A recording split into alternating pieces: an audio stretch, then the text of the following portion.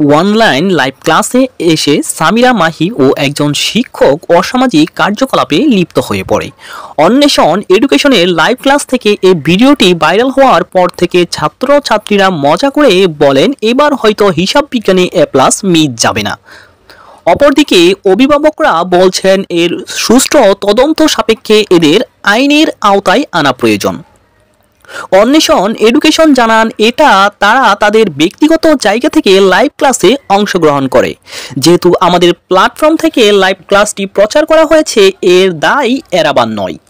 ইতিমধ্যে আমরা এ দুজনকে বরখাস্ত করেছি, আর তারা আমাদের অস্থায়ী শিক্ষক ছিলেন। ভিডিওটি ভাইরাল হওয়ার পর থেকে সামিরা মাহি তার সামাজিক যোগাযোগ মাধ্যমে সকল কিছু ডিলিট করে দেন। তবে অনলাইন ক্লাসে অনৈতিক কাজ সকল অনলাইন শিক্ষক ও প্রতিষ্ঠানের সম্মান ক্ষুণ্ণ করে।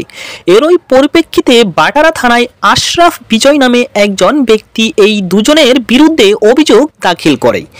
সামাজিক যোগাযোগ মাধ্যমগুলোতেও দেখা যাচ্ছে এর প্রতিক্রিয়া।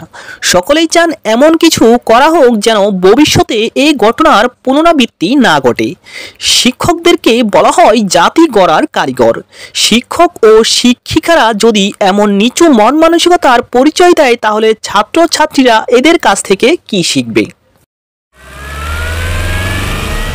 This is Channels Television's breaking news.